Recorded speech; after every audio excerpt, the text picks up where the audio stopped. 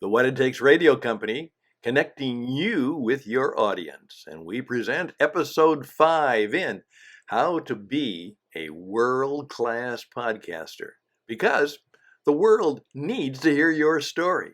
And today, now it's about turning you into being one of the best. These are some of the things that you will need to know to make you into a real pro podcaster. Greetings, this is Stan once again for how to help you become a world-class podcaster. And this is episode 5. Now, one of the reasons I say episode, I could have said lesson 5, lecture 5, presentation 5, program number 5, module 5, and all of those will work. And particularly in your podcast, you can perhaps do any of those. I use episode because that tends to say something happens. It's not just a program, something happens between you and me, and it's an event. So I prefer the term episode, and those are the terms that I use when I do my program Interesting Ideas. I say, okay, this is episode 81, or something like that. Or this is episode 83, and it's about, and you're welcome to join us. Thank you. So it's episode 5. And now this is vital because we're going to turn to you. Once again, remember, first of all, we said this is what it's about. Now you have to know you. Number 3, you have to know your audience. Who are the people you're talking to? And then in our presentation just before this one, and it went on for a while, but it's so vital that you understand AIDA, A-I-D-D-A. Any presentation which is trying to make a difference in people's lives, you got to get their attention. You've got to hold their interest. You've got to give them something that draws them in. It's something desirable, something they want to know more about, or perhaps have, or possess, or move toward. And then, what's the deal? What's the decision they have to make? And then how do they take action to achieve the goal, not only of the program, but of course, for themselves. Remember, this is for them, and it's not about you. But now, we're going to talk about you, because I want to now help you understand that all of the things we did are to help you know how to become. And now I'd like to help you do more than that. I want to help you do. I want you to know that in spite of all the great content you might have and the great ideas you might have, essentially when it comes to our radio, it's you. You make the difference. You are the messenger. Whatever you have, and this is the reason most podcasts, I will have to say that, the majority of podcasts are kind of boring because people are, in effect, not performing. They're lecturing, or they're preaching, or they're teaching, or they're seminaring, or they're just talking. It has to be something where you show that you have the ability to be, and I'm going to use the big 3-letter word, a real pro. Not only world class, but you are one of the people who knows how to do this stuff and how to do it well. So what I'd like to do in about these 25 minutes is to help you better understand the 12 things that I'm going to ask you to learn about, which will be part of, as I've sometimes said, it took me about 25 years to learn all of this stuff, and there's a lot more to learn, but I'd like to try and share at least the framework with you in about 25 minutes. So hang on for that. Let's see if we can make that happen. Here you are. You're ready to start being a broadcaster, being a programmer, being a presenter, being a performer. Now you are behind the microphone and you are ready to be on the radio. Well, one of the first things I want you to do is to keep in mind that when you walk in, number 1, open your mouth. That's right. Open your mouth. Now, many years ago, when I was doing this on a regular basis, we had what we called Monday Mouth. And what we meant by Monday mouth was the fact that oftentimes when you began, let's say you had the weekend off, you were fortunate enough to maybe work just on the weekdays. Now, somebody has to work on the weekends, but perhaps you didn't have to do that, or you had a day off even. And Monday, you needed, you know what? 2 days off and you begin to lose your touch. This is just like any performance. Some people will tell me that they're a musician. They have to play at least a little bit every day. They have to do that. And so on Monday, you had to go through your exercises, stretch your mouth, go through that. Take a drink of water, cold water, then maybe a little bit of warm water, gargle, whatever it is, get ready to open your mouth. And now you want to sound like a pro. And that means you give it all that you have you open your mouth and speak clearly. You don't have any sloppiness. You use your tongue, you use your teeth, you know how to sharply cut off words. You make sure that you are doing the dictation. Now, one of the things that happened to me when I became a broadcaster, you see, I would been a teacher and I taught all day, and then late at night after the day, not late at night, but it went late into the night, from about 7 o'clock to 10:30, 11 o'clock, then I took broadcasting school. And after about 4 weeks, they called me in and said, Mr. Houston, we really appreciate you. And of course, you're a bit older than most of these young people. You're doing this a little bit later in life. Most of them are, of course, just right out of high school or college. But we want the best for you. And by the way, we've listened to your tapes, and you have to correct something. You have a slight lisping S. That means you're not learning how to open your mouth and cut off the S sounds before they hiss on you. And I said, well, is that bad? They said, Mr. Houston, if you don't correct that, we're going to throw you out of the program. What? So you have 2 weeks to practice and get good at that. We don't want any of our graduates to have anything wrong with how they speak, how they stutter, how they do bad diction. We want them to speak clearly and concisely, and they really don't have a lazy mouth, and they don't have any hisses or, as he would say, clarinet S's. Open your mouth. Now, I'm just going to leave that right there for you to think about, because that's a lot of what people forget, and I will guarantee you that most of the people doing podcasts have lazy mouth. They don't speak clearly and concisely with energy and with real vitality in their mouth. And they're kind of sloppy and they're a little bit slurry. Don't do that. Number 2, breathe deeply.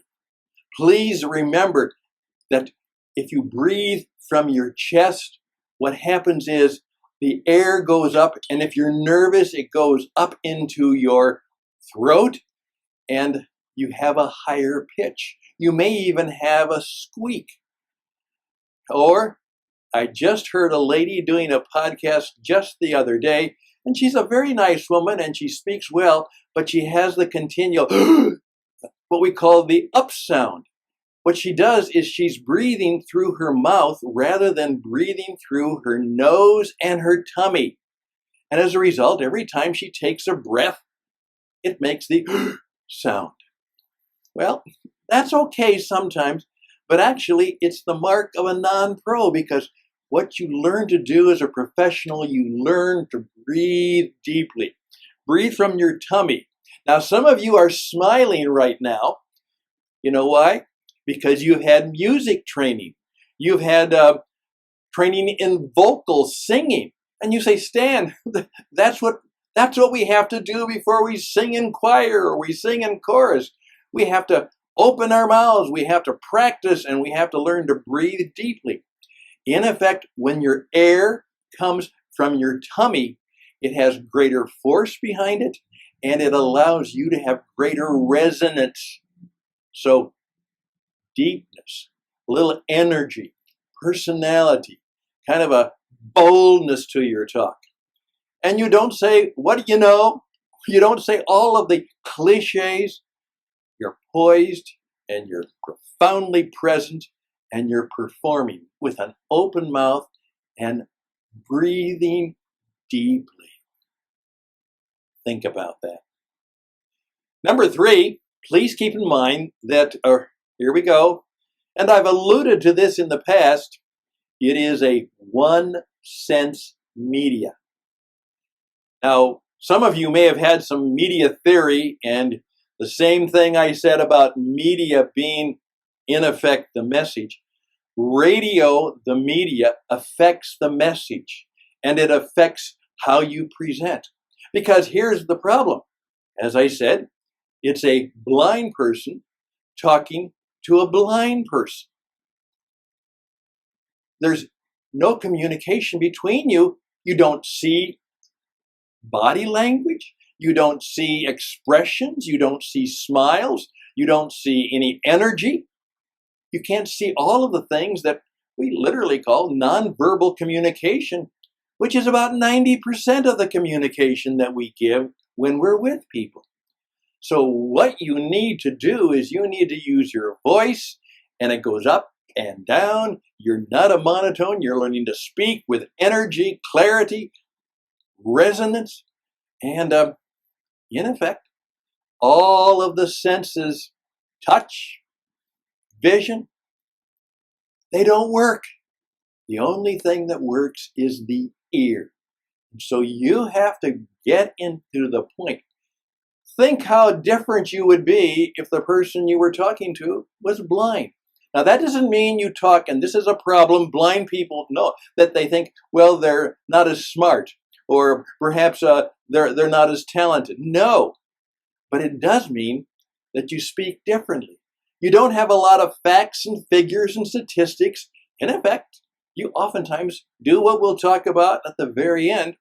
You're just really good at saying, once upon a time, or may I tell you a story, or with your permission, I have a little incident that I'd like to tell you about.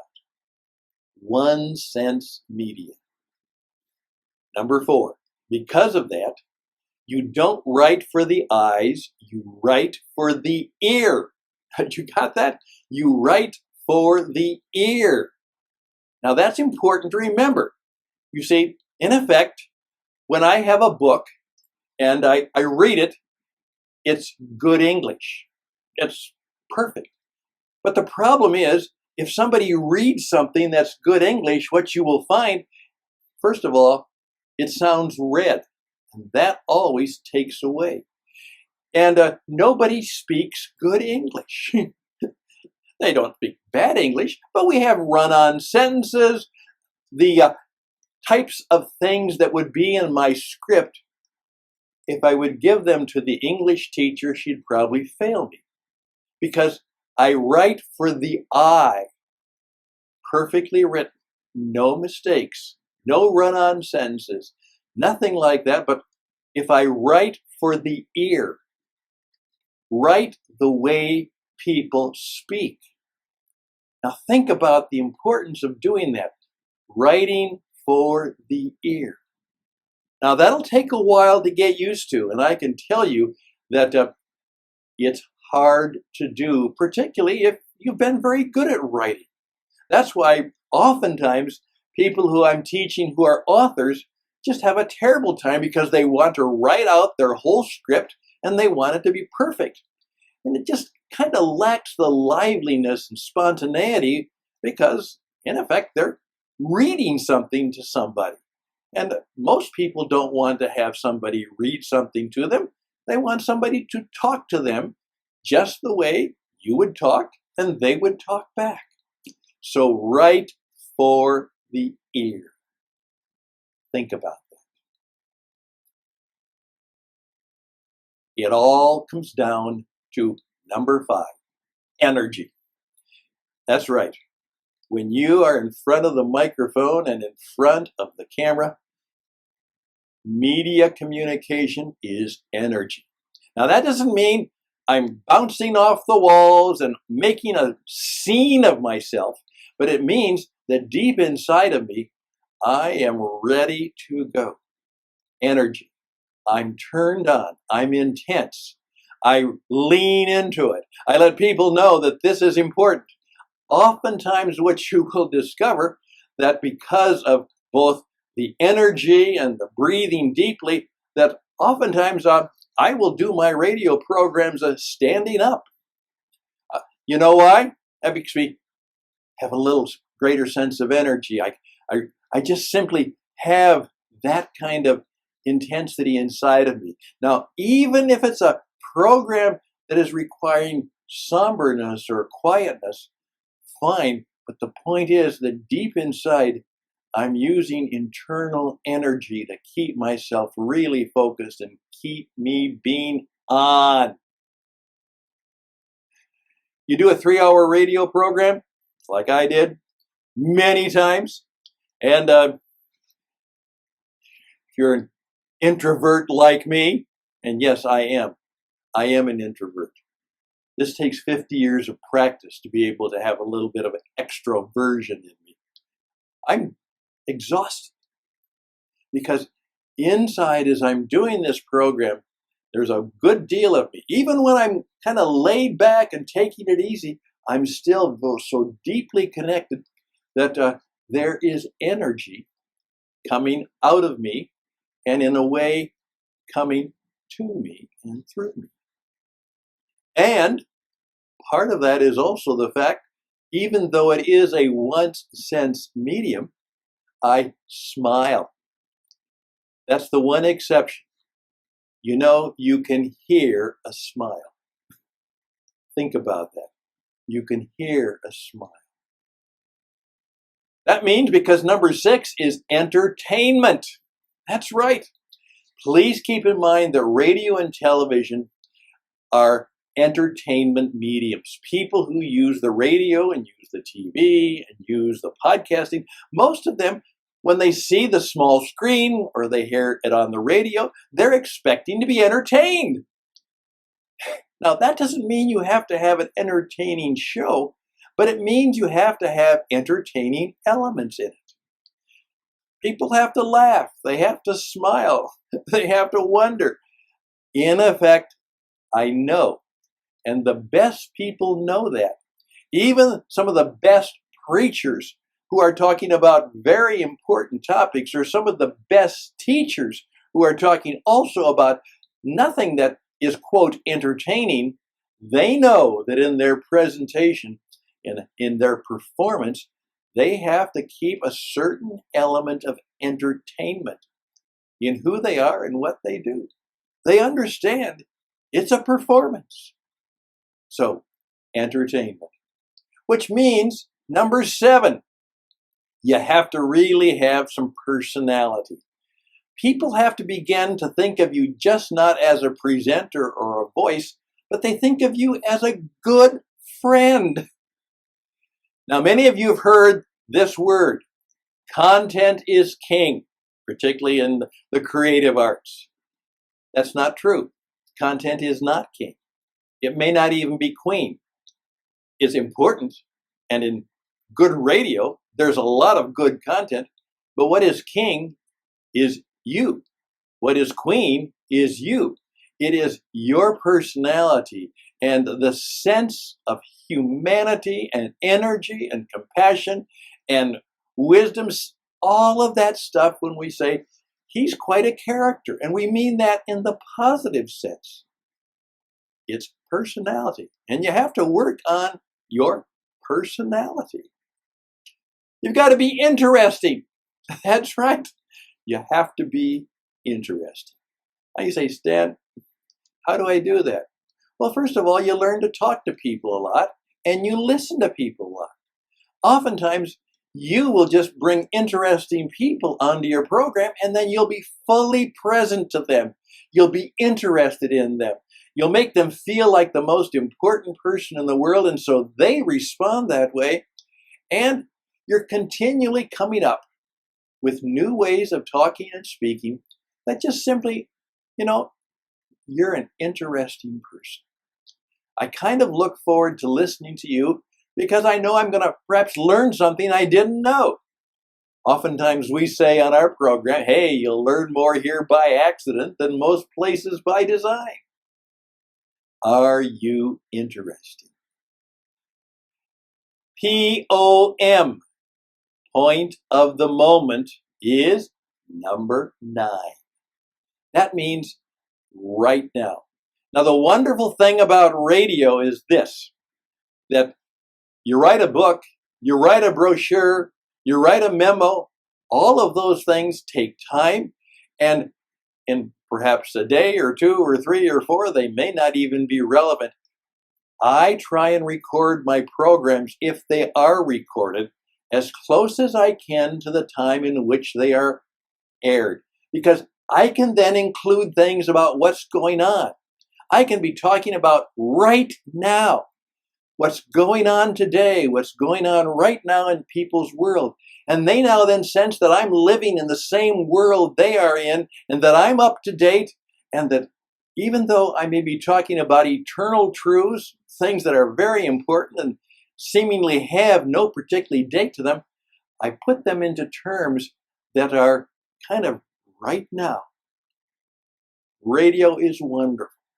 I know that when I'm particularly on live radio, I can talk to people about what's going on in their world right now. And a book can't do that. A brochure can't do that. A flyer can't do that. But a broadcaster can do that almost every day. Learn the art of what we call the segue. Have you ever heard that term before? Okay, let me spell it for you. S-E-G-U-E. Now, if you haven't been writing these down, please make sure, and this is where I'll say it, this is great. Just listen to it now.